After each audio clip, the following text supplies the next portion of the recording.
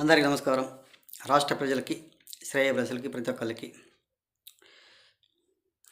ఈ వైఎస్ జగన్మోహన్ రెడ్డి గారు ఏ పని చేసినా ఆ పని తలపెట్టిన చివరికి అది ఒక పెద్ద కామెడీగానే అయిపోతుంది. మరి ఆ లక్ష్మి అనే ఆమెను మన జగన్మోహన్ రెడ్డి గారు చిట్టిరెడ్డి జగన్ 2.0 అని మంటబెట్టిన ఆ కిరణ్ రాయల్ పైన మరి అస్తమాల ప్రయోగించడం ఏమిటి? మరి రంగంలోకి దిగిన ఆమెను ఇతర రాష్ట్రాల పోలీసులు వచ్చి తీసుకొని పోవడం ఏంటి? ఆమె ఎక్కడి నుంచి వచ్చింది? ఆమెను ఎలా ప్రేమలో పడ్డారు అనేది తెలియాలి. ఏ విధంగా తెలియాలనేది మరి ఇతర రాష్ట్రాల వాళ్ళు వచ్చి అరెస్ట్ చేయటం ఏమిటి?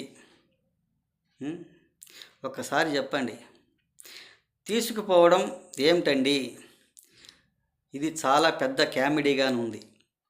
మన రాష్ట్రం పోలీసులు కాకుండా ఇతర రాష్ట్రాల పోలీసులు వచ్చి తీసుకుపోవడం ఏమిటి? అది తెలుసుగా. మరి ఈ వార్త తెలిసినప్పుడు మన జగన్మోహన్ రెడ్డి గారికి సుబ్బుకున్న నువ్వు పట్టించుకోకుండా ఉన్నట్టు చేసినట్టుగా ఉంది, నవ్వుచ్చి చేసినట్టుగా ఉంది. ఇది ఎలా సాధ్యమవుతుంది? ఇది ఒక కామెడీగా ఉంటుంది. ఆమెను ఇప్పుడు ప్రేమించడం ఏంది? 5 సంవత్సరాల క్రితం ప్రేమించడం ఏంది? అప్పుడు 5 సంవత్సరాల క్రితం డబ్బు కట్టడం ఏంది? ఇప్పుడు వచ్చి ఇలా చేయటం ఏంటి? ఒక్కసారి ఆలోచించండి. ఈ కిరణ్ రాయల్ అనే ఆయనకి భార్య ఉంటారు, పిల్లలు ఉంటారు. మరి ఆవిడకు ఇతర సంబంధంతో పెళ్లి చేసుకున్నప్పుడు ఆ లక్ష్మి అనే ఆమెకు కూడా పిల్లలు ఉంటారు కదా. ఈ సంసారం వదిలేసి ఆ సంసారం చేయడానికి ఎలా వస్తానని ఒప్పుకున్నది కిరణ్ రాయల్ గారు భార్యను వదిలేసి ఎలా ప్రేమలో పడ్డట్టు ఒకసారి చెప్పండి. మరి ఇతర రాష్ట్ర పోలీసులు వచ్చి అరెస్ట్ చేయడం ఏమిటి? వాళ్ళు తీసుకుపోతే ఏమిటి? ఆమె ఏ రాష్ట్రానికి సంబంధించింది? ఈ లక్ష్మి అని అమ్మాయి. మరి లక్ష్మి అనే ఆమె ఒక అక్రమ సంబంధంతో పెట్టుకోవటం అది ఏమిటి? మరి భర్త ఎలా ఒప్పుకున్నాడు? మరి అది ఒక బందే ఎలా కట్టుకున్నారు? ఒకసారి చెప్పండి. ఇది ఏమిటంటే ఒక పనికిమాలిన పనిగా, ఒక పనికిమాల వ్యవహారంగా మన రాష్ట్రంలో అయిపోయింది.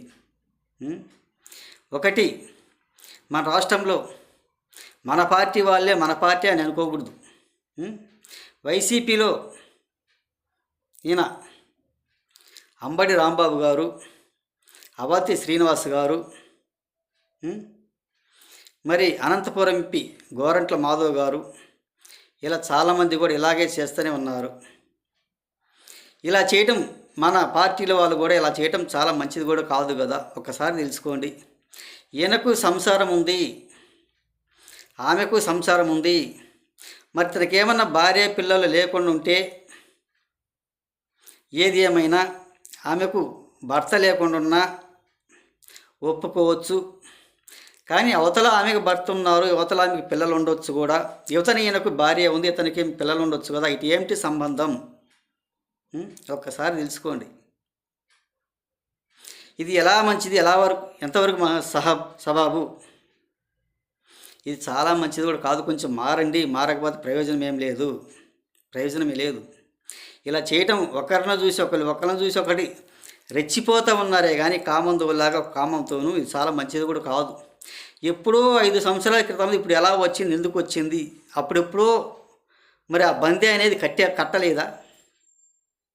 అప్పుడు అయిపోయింటే ఇప్పుడు ఎందుకు కడుతున్నారు? ఇప్పుడు ఎందుకు వచ్చింది ఆమె? లేక ఇప్పుడు లవ్ చేసి ఇప్పుడు ప్రేమించుకొని నేను నీ దగ్గరికి వస్తాను సంసారం అని చెప్పిందా?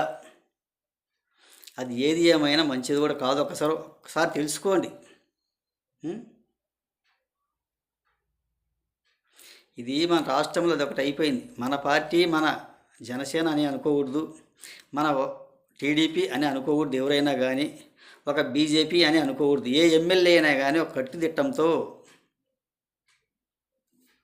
ఈ పార్టీలో కార్యకర్తలైనా కొంచెం ఆలోచించుకోండి. గత ప్రభుత్వంలో వైసీపీ ప్రభుత్వంలో ఎంతమందిని చూసింటాము. వీళ్ళందరూ చూసామా? ఉం? ఇది చాలా కొంచెం మారండి. మొన్న ఎమ్మెల్సీ అతను ఎవరు ఉన్నారు కదా, వైసీపీ, అతనిది కూడా చూసాము.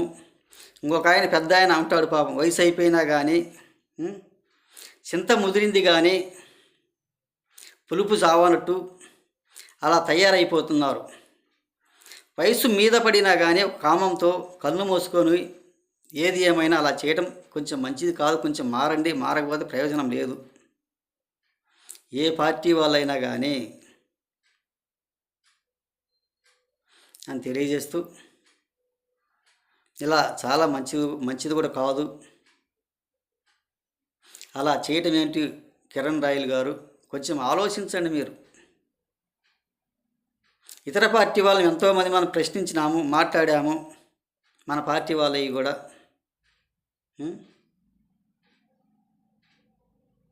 ఒక్కసారి తెలుసుకోవాల్సిందిగా, ఆ లక్ష్మి అనే ఆమె ఏమనుకుందో, ఎలా అనుకుందో మరి. ఆమెకు కూడా భర్త ఉన్నాడు, సంసారం ఉంటుంది. మరి ఎలా సంసారం చెయ్యాలి అని అనుకున్నారో ఏమో. కొంచెం మారండి మీరు, మారకపోతే ప్రయోజనం లేదు. మరి ఒకవేళ ఇద్దరికైనా నీకు భార్య లేకుండా ఉండి, ఆమెకు భర్త లేకుండా ఉండి, ఇద్దరు సాంప్రదాయకంగా కలిసి సహజీవనం చేస్తాం మేము అంటే దానికి ఒప్పుకోవచ్చు. ఇద్దరికి లేరు కాబట్టి, సమాజంలో ఎవరైనా మేము కలిసి కాపురం చేస్తాము, కలిసి ఉంటాము అంటే దానికి ఎవరైనా ఇద్దరికి లేరు కాబట్టి ఇద్దరు ఒకటి కావచ్చు అని అనుకోవచ్చు.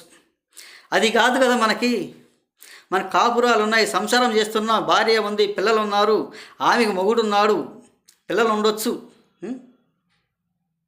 మీ సంసారాలు మీరే పోగొట్టుకుంటున్నారు. ఒకళ్ళని చూసి ఒకళ్ళు అలా చేయడం సహజమైనది కూడా కాదు అని తెలియజేస్తూ, కొంచెం మారండి, మారకపోతే ప్రయోజనం ఏం లేదు. ఇతర రాష్ట్ర పోలీసులు ఎందుకు తీసుకుపోయారు, ఏం పనికి తీసుకుపోయారు, ఎవరు వాళ్ళు ఏమిటి అనేది కొంచెం తెలుసుకోవాల్సిందిగా. మరి కొంచెం మారకపోతే మన రాష్ట్రానికి చాలా చెడ్డ పేరు వస్తుంది. ఏపీలో రాసలీలలు ఏ రాష్ట్రంలో కూడా లేదు, మన చుట్టుపక్కల రాష్ట్రాలలో అని ప్రతి ఒక్కళ్ళు కూడా మన రాష్ట్రాన్ని హవలేలం చేస్తారు. ముందే మనకు ఈ వైఎస్ఆర్సీపీ పార్టీని చూసి చాలా మోసం చేసింది. రాష్ట్రానికి రాజధాని లేదు, పోలవరం పూర్తి చేయలేకపోయారు. వారంలో సిపిఎస్ రద్దు చేస్తాను ఎంత మోసం చేశారో. మరి వాళ్ళ చేత అనిపించుకోవడం ఏమిటి, వాళ్ళని ఇప్పుడు దాకా అన్నాం కదా అని తెలియజేస్తూ, మారకపోతే ప్రయోజనం లేదు అని ప్రతి ఒక్కళ్ళకి, రాష్ట్ర ప్రజలకి, శ్రేయోభిలాషి ప్రతి ఒక్కళ్ళకి హృదయపూర్వక ధన్యవాదాలు.